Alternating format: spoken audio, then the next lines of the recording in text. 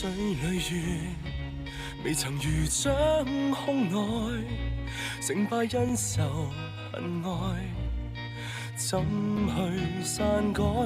从幻变的世代，既然难得你在，何是天地偏偏换我来？谁和谁推弓引箭，伏于翻海？谁和谁追心刻骨，但未敢爱？谁祈求腥風血雨再種花開？熱血赤膽，從無可替代。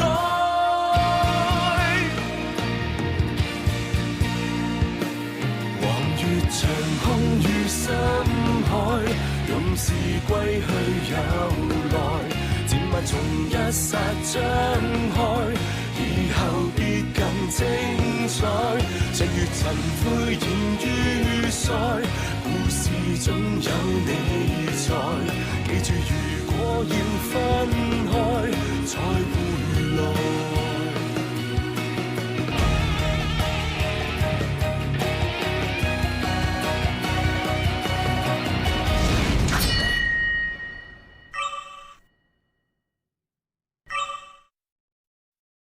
我要将荆州让给你，让荆州给我。除了先帝之外，没人可驾驭目前局面。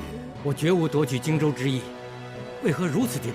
不做此决定，荆州便会败于妇人之手。我理解贤兄的难处，他野心实在太大，妇人掌权，民不聊生，百姓受尽苦痛，我不能再错下去。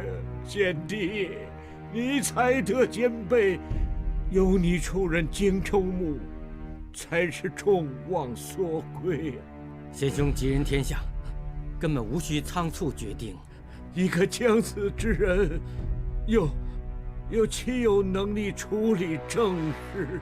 贤兄别再讲丧气的话了。贤弟，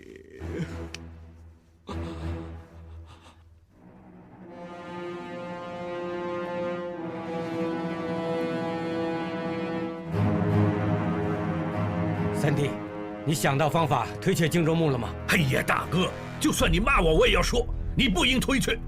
那兄弟俩论才能德行，根本比不上你。有你管理荆州最好不过。相反，如果刘琦、刘琮其中一位担任荆州牧，曹操定会挥军南下，到时恐怕生灵涂炭，死伤无数啊！主公啊，我家乡有句八字真言，拿来形容你最贴切了：能吃不吃，你个白痴！荆州牧啊，荆州第一把交椅啊，做了再说吧。你们竟然赞成我接任荆州牧？主公啊，不用怕别人议论，又不是你抢的，是他让给你的。你们可知，你们这样如同陷我于不义。荆州牧对我恩重如山，我竟忘恩负义，夺取他之荆州，此等行为，实为天下人所不齿。有那么严重吗？哎，主公，你仁义为先，德行崇高，绝对值得我等誓死追随。军师，还是你了解我。但主公，成大业者应不拘小节，倘若过于迂腐，便会陷于妇人之仁。连你也同意？当日于卧龙村初见，与主公隆中对，孔明曾为主公分析天下形势。主公要先取荆州为根据地，再取益州三分天下，大业方可成。如今时机就在眼前，望主公顺天应人，当荆州的新主人。军师说的对啊，主公当吧。大哥，当吧，当吧。别说了，你们的想法我明白，但你们不明白我。我刘玄德绝对不做不仁不义之事。嘿，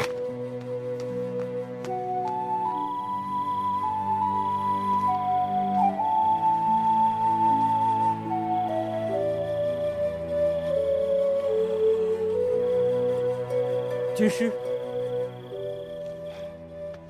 主公，哎，免礼。主公深夜仍在阅读，临睡前的老习惯， 10年如一日。军师，过来。这一册《论语》乃我爹送给我的第1卷书，他还在上面刻了4个字：仁义之师。当时年纪尚轻，我问他，倘若我要造福百姓，天下安定，应如何做？于是他刻了这4个字。当初我只靠卖鞋织席为生，身份卑微，智谋不及军师，勇猛不及2弟3弟，我无权无势，无勇无谋，我凭什么能有万民追随？就凭着我爹此仁义之师之真理。孔明惭愧，只懂计较得失，不知大义所在。军师谅解我便好。孔明对主公只会更崇敬。原本我来游说主公接任荆州牧，如今会劝说其他人支持主公的决定。多谢军师。荆州不可一日无主。大公子虽无大才，但只要主公肯辅助他，荆州尚有希望。军师深得我心，我正要去说服荆州牧，由大公子继任。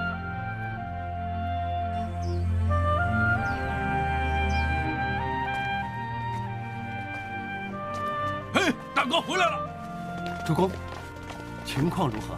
我与荆州牧开诚布公倾谈过，他能谅解我。你说的对，虽论才看，他们不配继任，但论人特，其而有资格。他做荆州牧，百姓才能过好日子。恰为玄德心中所想。主公希望大家鼎力扶助大公子继任荆州牧。是。既然继任人经已选定，相信蔡夫人无法节外生枝，他也无计可施了。死八婆奸诈的要命，会不会就这样罢休？荆州牧已经决定，他还能使何伎俩？能做的事太多了，在我家乡，为了争家产，什么下三滥的事儿都做了出来，就算立了遗嘱，也可以推翻。哇，于信，你家乡有很多人争夺家产吗？简直争个你死我活，夺个大打出手啊！大至上市公司，小至一家茶楼都不放过。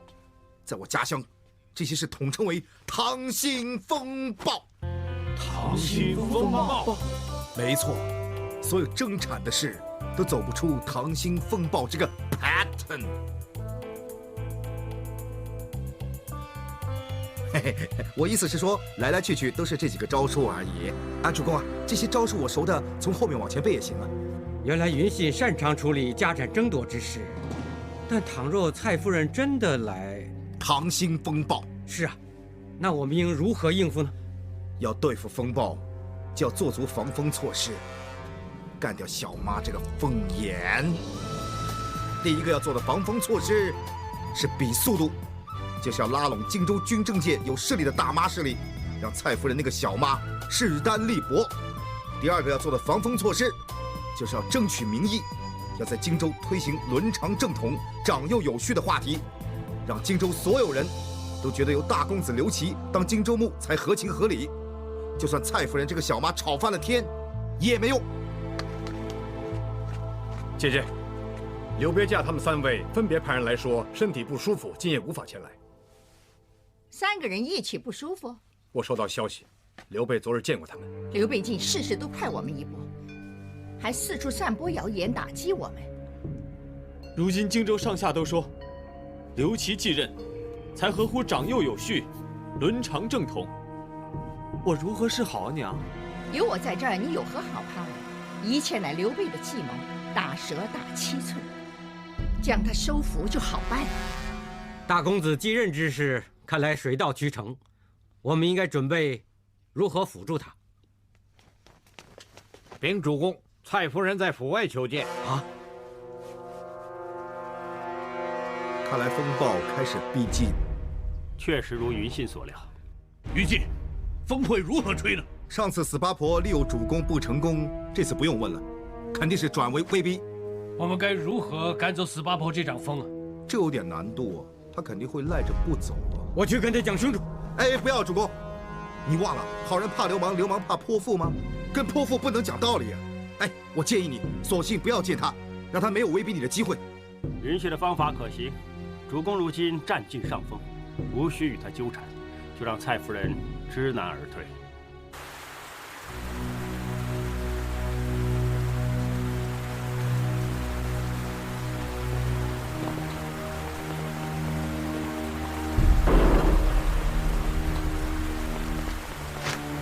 主公让我通传一声，他在开紧急军机大会，未能迎见蔡夫人，请回。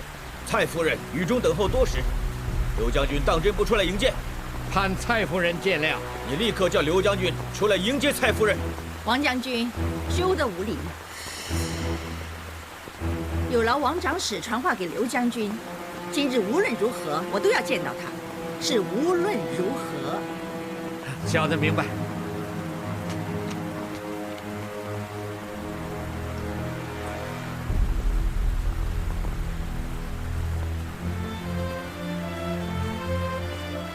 刘备，你胆敢不见我？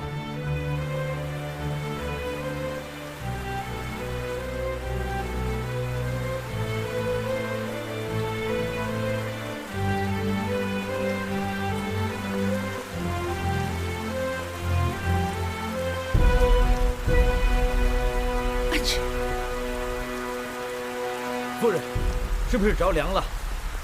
我看这场雨似乎暂时不会停，还是别等了。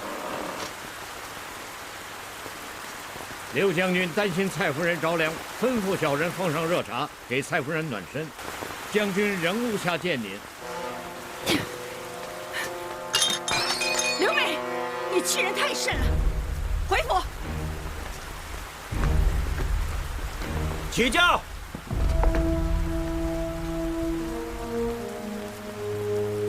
幸好有这场雨，才能逼他离去。主公啊，那个死八婆真厉害啊，等了1天1夜。我们也陪着她一夜未眠。哇，关二哥更厉害，一丝倦意也没有。大家辛苦了，去休息吧。主公啊，人这么齐，先别去睡觉了，吃饭庆祝一下，搞定了死八婆。喝杯酒，高兴一下也好啊。可以吃火锅，云信教我们的，我听你们提过，好像挺有意思。早2日我打了头野猪，是不是也可以放火锅里呢？整头野猪啊，要 BBQ 才行哦。要有新吃法，类似野外烧烤。野猪我们经常烤来吃，你那种 BBQ 有何特别呢？到时候你就知道了。可还在下雨呢。哎，那个死八婆走了，雨很快就会停的。好吧，你们几位去玩吧。啊，主公，一起去啊，人多才热闹。我累了，想歇息。适配。军师，你呢？哎，我们别妨碍他回去陪嫂夫人了。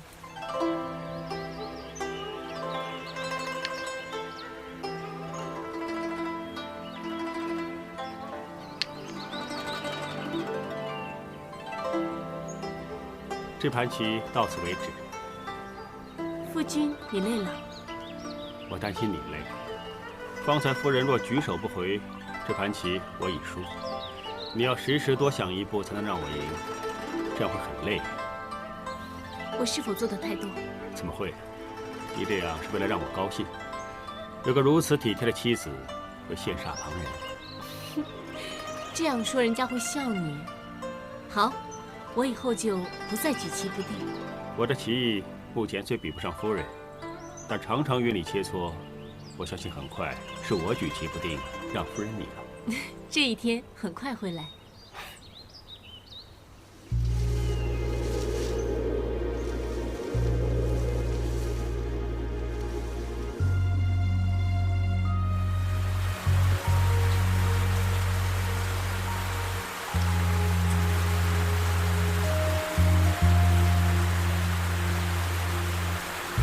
夫人，你在想什么？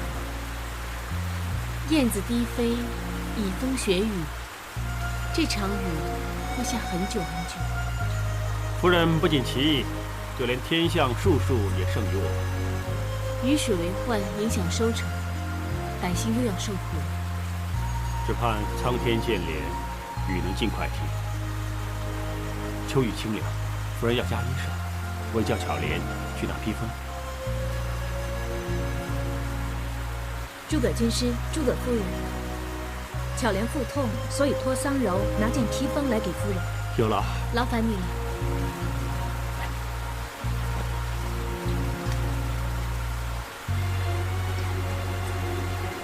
对了，军师，你们不是要开军机大会吗？主公体恤我们辛劳，已散会歇息。云信他们去烤肉，还有一种新吃法，叫 BBQ。哦，他们去烤肉，吃完要喝消暑茶才可降燥热。哦，是吗？他们好像并没准备消暑茶。多谢军师和夫人提醒，桑柔马上去准备消暑茶。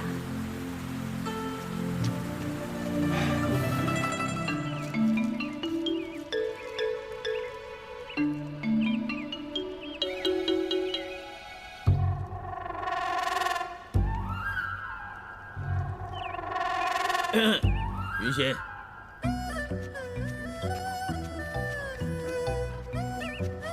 于信大哥，各位，我煮了消暑茶给大家喝，喝了就不怕燥热了。有劳，有劳。云信，你跟三柔聊聊吧。来，二哥，我们去那边走走。来，好，走吧。走。喂，于信大哥，喝一点。我只想喝酒。喝太多酒对身体不好。行了，你赶快回去吧。我不用赶回去，大夫人和二夫人今天让我休息。又休息啊？哎，难得休息就回房好好躺着。我不累，来。我说了不喝了。说，你来这里干什么？啊，大夫人和二夫人教我如何下棋，要我经常陪你下棋。要不现在我陪你下棋？你那大夫人、二夫人来压我，我从来不下棋，我喜欢跟他们聊天。云信大哥。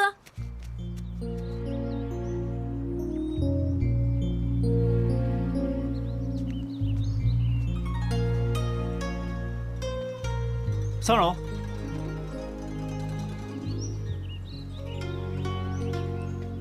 桑柔，诸葛军师，诸葛夫人，你怎么了？你们下完棋了？我要去书房处理公务，你跟桑柔聊聊。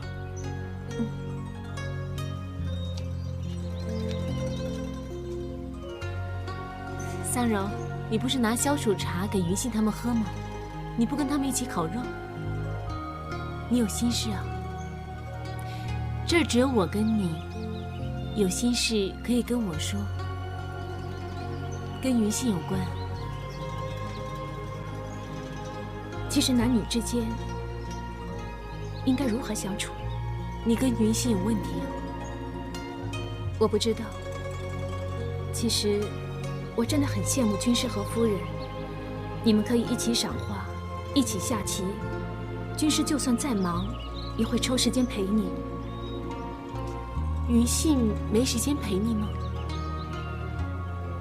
他有时似乎嫌我太烦，不想我在他身边。我与夫君的相处，其实贵乎坦诚这2个字。你也可以问问他的想法。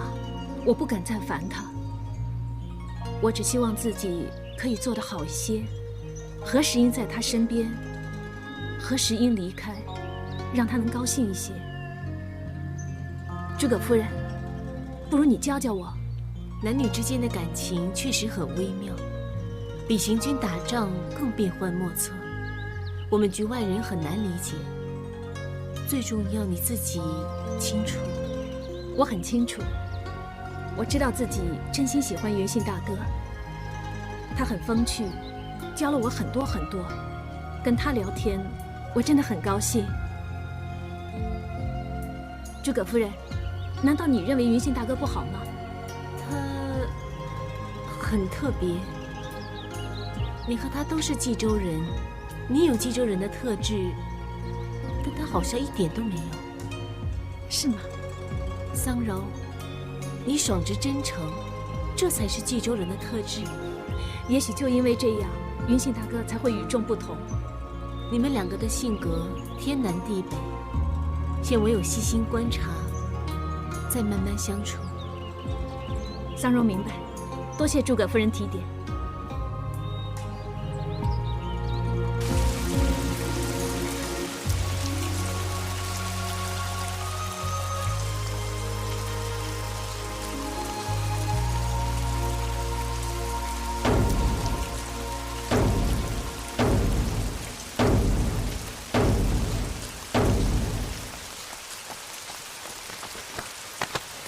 冯将军，走开！不要叫我爹！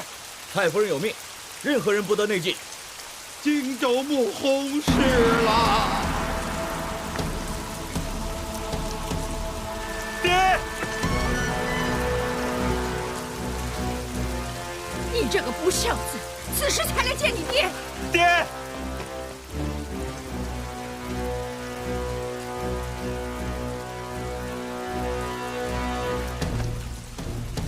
孩儿不孝，孩儿一直都想来探望你，但他们不让我来。爹！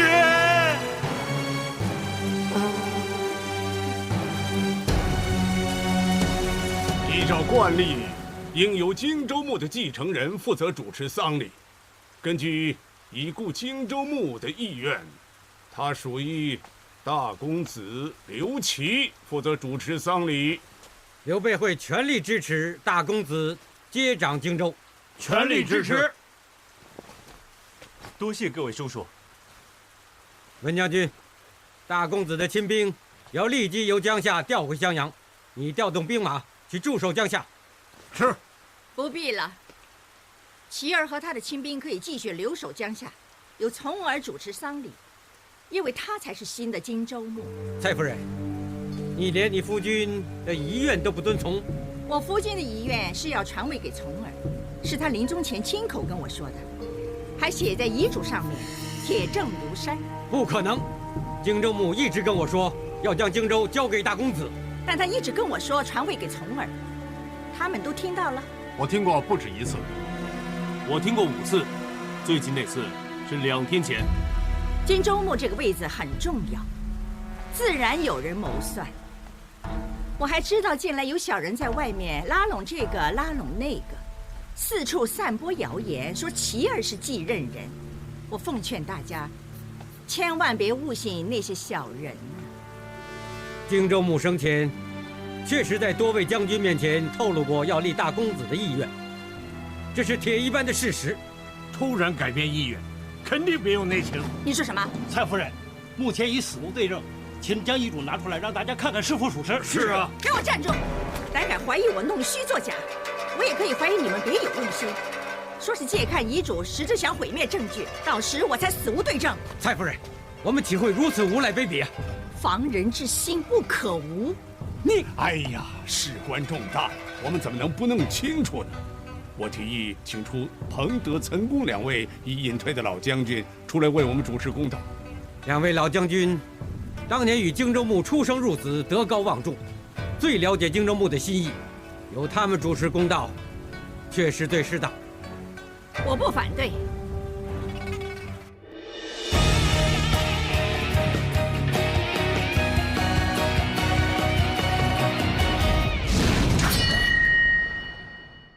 蔡夫人很有把握，难道荆州牧临终前改变主意，改立刘琮？若真如此，当然无需秘密约见主公。不用猜了，肯定是蔡夫人做了一份假遗嘱出来。假遗嘱？我家乡冀州、香港的电视剧，每部都是用这招。电视剧，就像你们看的那些参军戏一样，内容都是争夺家产的故事。里面最奸诈的人叫小妈，她最擅长的是假冒签名做假遗嘱，骗取家产。荆州牧临终前，只有蔡夫人在身边，有此可能。主公啊，既然如此，你真的要请那2位德高望重的老将军去检查清楚签名。有劳2位老将军远道而来，为荆州主持公道。蔡夫人，请你将荆州牧的遗嘱交给我。事不宜迟，请2位老将军马上验证。遗嘱的内容是由主簿经荆州牧口述而撰写，荆州牧详细复核后才签署盖印。遗嘱所用之纸质细匀、坚韧、洁白，确实是荆州牧惯用的左帛纸。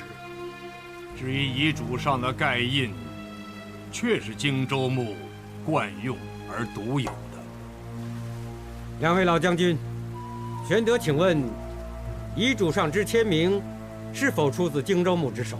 放肆！你意欲何为？此事关乎荆州牧继任人选，理应审慎为上。你是说是我假冒签名？请蔡夫人息怒。就算发现遗嘱上之签名属假冒，也只能说有人冒签，并不等于是蔡夫人你冒签。你无需如此紧张。两位无需争议，老夫与陈将军已得出结论。根据笔法、字体风格、笔画粗细等，遗嘱上的签名确实出自荆州牧之手。两位老将军一言九鼎。刘备，你无话可说了。遗嘱怎么会是真的？难道连彭德、陈宫二人都被死八婆收买了？两位老将军正直不阿，不会被收买。而且我见到遗嘱上面的签名，的的确确出自荆州牧之手。那遗嘱是真的。就算是真的，荆州也不可落入娘他们手中。我爹辛辛苦苦建立的基业便会毁于一旦。我不相信当日荆州牧在主公面前假意传位给大公子，随后改立刘琮，他无需多此一举。我反而相信荆州牧被迫在遗嘱上签名，绝对有可能。真实情况只有蔡夫人与刘琮知道，因为荆州牧临终之前，其他人都不能接近。只要蔡夫人串通主簿，便可为所欲为。哦，主公，我想到怎么一根手指捏死死八婆了。可以说他趁荆州牧临终的时候神志不清，做份假遗嘱来骗他签名。神志不清？我家乡的《溏心风暴》就是这样，里面最奸诈的人就是小妈，她10天10夜不给她老公吃饭，把她饿晕，还每天折磨她，再下药让她神志不清，到时想干嘛就干嘛。只要能证明遗嘱是在神志不清的情况下签的，就可以推翻了。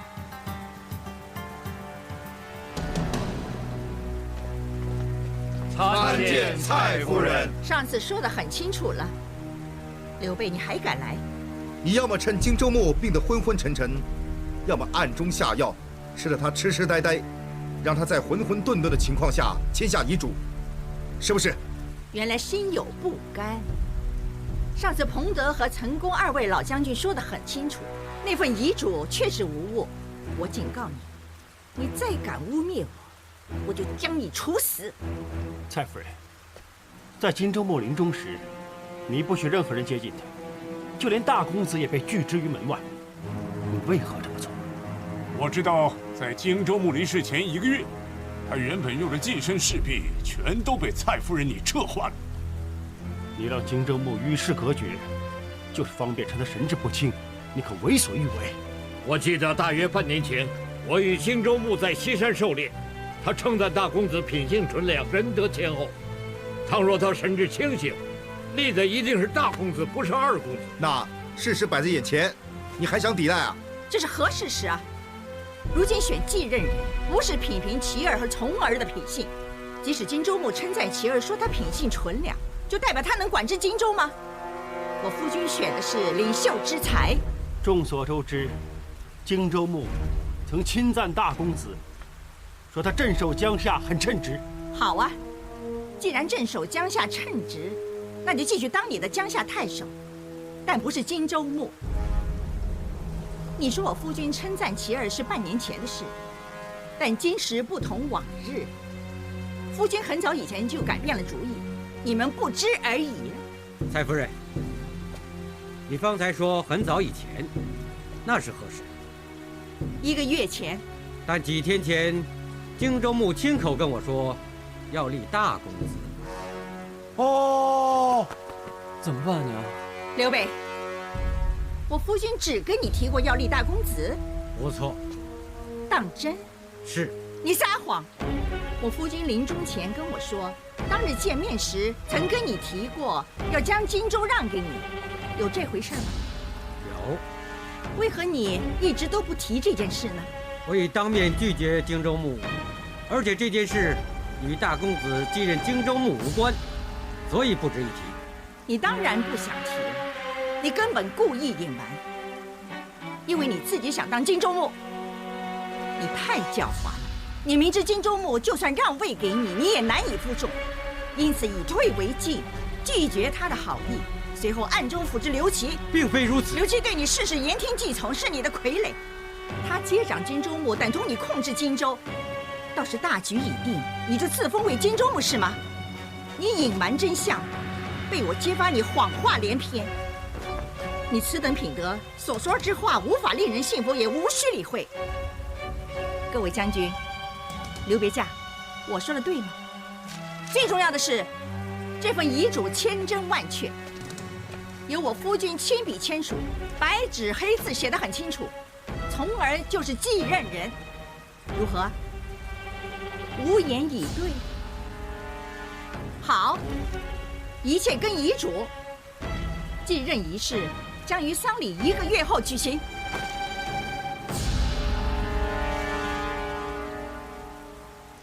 四八婆还有什么破绽呢？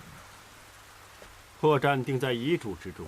但是那2位德高望重的老将军说那个签名是真的，可惜没有证据证明刘表在神志不清的状况下签名。都怪那个刘表，病得迷迷糊糊就别签名了吗？还签得那么有力，那么清楚，说他病了也没人信了。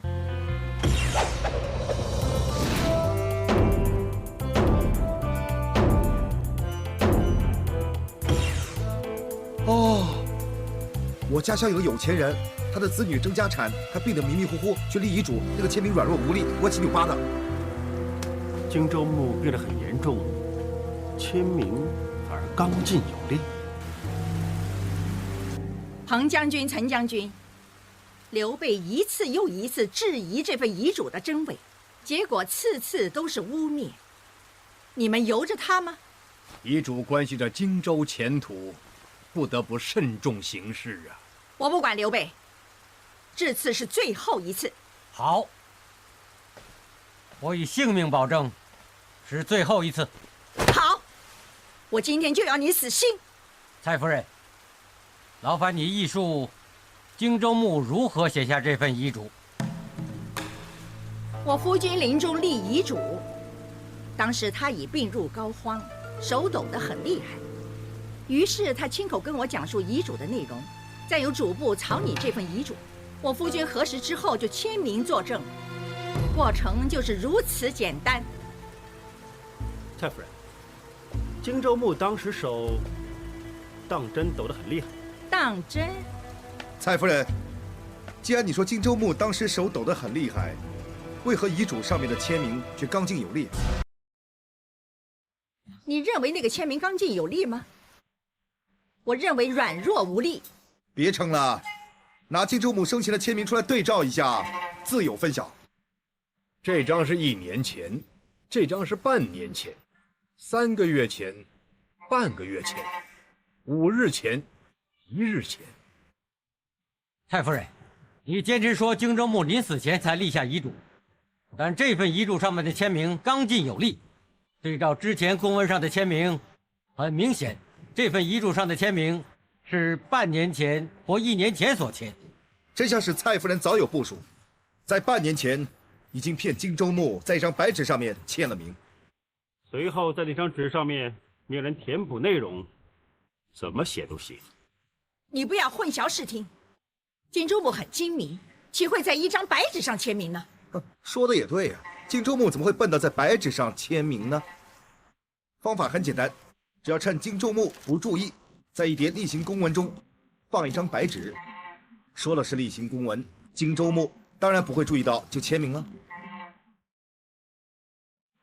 拿着这一张签了名的白纸，遗嘱的内容随便你写。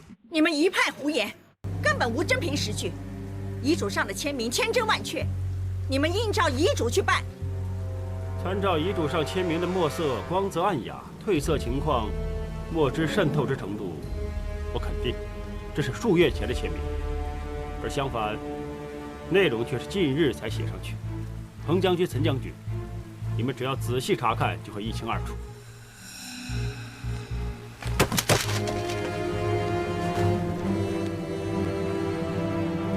诸葛军师所言甚是，遗嘱上的签名却是半年之前的墨迹，内容乃最近所写。哦，蔡夫人，你伪造遗嘱，还有何好说？你们这群乱臣贼子，仗着人多势众欺负我们孤儿寡妇，我不跟你们争了。如今真相大白，荆州牧之位就由大公子刘琦继任。多谢刘皇叔和诸葛军师的帮忙。那个死八婆啊，被我们问得哑口无言，简直毫无还击之力。走的时候啊，多生气啊！希望他明白，这次确实大势已去，别再生事了。有庞德、岑公2位老将军断定遗嘱真伪，再加上刘别驾、文将军、吕将军都表明效忠大公子，大公子应可顺利接掌荆州。啊，太好了！以后那个死八婆再也不敢闹事了，肯定会雨过天晴了。哇，张将军的嘴还真灵啊！太阳跑出来，真的雨过天晴了。云信，你的计策更灵。所以这次功劳最大的人是军师和云信。这一场遗嘱大战，云信才是主帅，我只是副将。是啊，多位将军看过遗嘱的签名都没人发现，看来我也有资格当将军了。总之，你和军师都立下大功，一定要论功行赏。你们要何赏赐？主公，赏赐云信即可。主公啊，说当将军只是开玩笑，只不过一时之间我也没想到要什么。好，你想到要什么，尽管跟我说啊。多谢主公。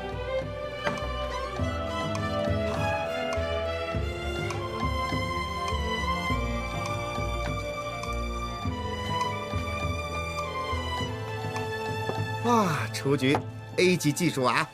把我的房间整理到好像5星级酒店的水准，还准备了我最爱的茶叶。乖巧，听话。将军府里啊，只有一个人会对你这么好，对桑柔好一点。又是桑柔，又是桑柔。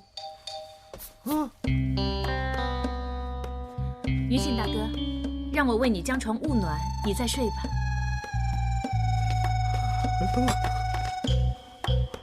吃块饼，定定惊。云信大哥，饼很硬，你先别吃，让我为你先咬碎。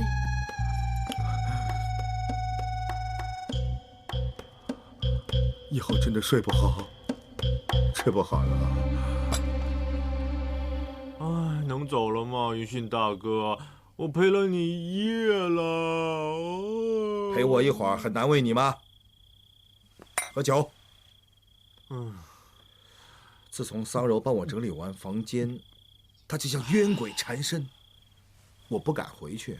哎，桑柔姑娘很好，为何要说她是鬼啊？你觉得她好啊？很好啊。那你有点义气娶了她吧？我发誓不会说你勾引她，还买张床送给你。不行，不行，不行！你把她推给我，我也不行啊。还是那句，要换命 ，no feel。哎，不想要也得要。将军府所有人都知道你们成双成对。谁说的？是大夫人、二夫人逼我的。哎，大夫人、二夫人很疼爱桑柔姑娘，你呀还是乖乖的。怪你个头啊！大夫人、二夫人老大，我一定搞定他们。你又不是主公，你如何搞定他们啊？对呀，母老虎要听公老虎的话。主公说要赏赐我，我就请他帮我摆平这件事。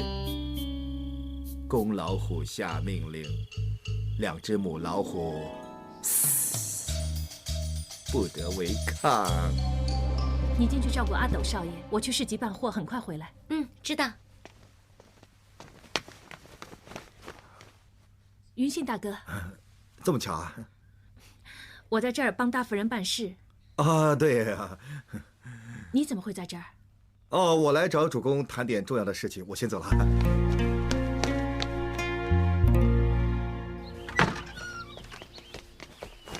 哎，主公，正好，我想到要什么赏赐了。赏赐的事稍后再议，立即召集大家去议事堂，有事与大家商议。太夫人不接受大公子接任荆州牧，她连同蔡瑁和张允的军队，威胁我们3日之内再商议荆州牧继承人，否则兵戎相见。蔡夫人这是百足之虫，简直死而不僵。大哥，无需与他们商议，让我们杀他个片甲不留。说得好，着我早看他不顺眼了。要是那个死八婆真的起兵作乱，我们就有借口收拾他。死八婆与我们相比，我们兵多将广，无惧与他决一死战。论兵力，蔡夫人在我军之下，她只有亲弟蔡瑁和张允几位将军支持，与我军相比，实在有所不及。论民心，荆州老百姓早已认同大公子刘琦是伦常正统。我们的兵多，支持的人多，跟他拼了，踩死那条百足之虫，让他又死又僵。荆州大部分将军都督已表明效忠大公子，我们绝对有实力打赢蔡夫人。蔡夫人跟她的党羽始终是荆州一个隐忧。既然此次他们主动挑衅，我们没有迎战。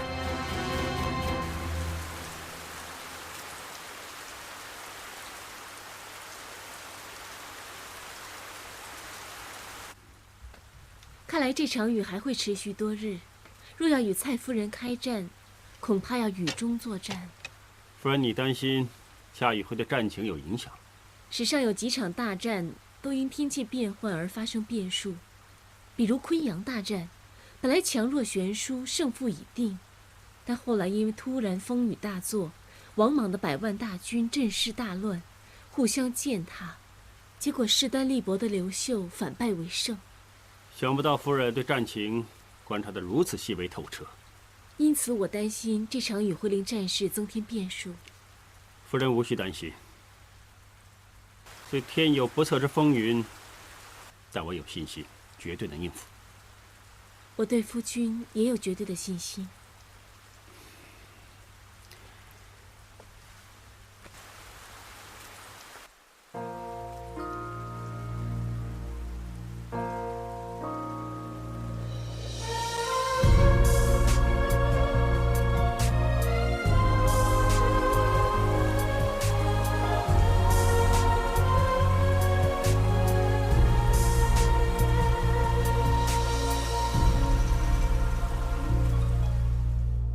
谁和谁推弓引箭，伏于翻海？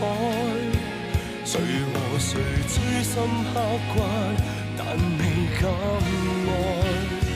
谁祈求腥風血雨再種花開？熱血赤膽，從無可替代。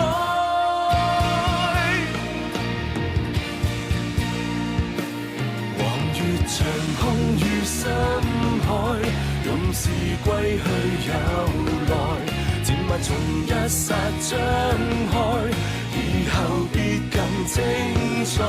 日月塵灰現於賽，故事總有你在。記住，如果要分開，才會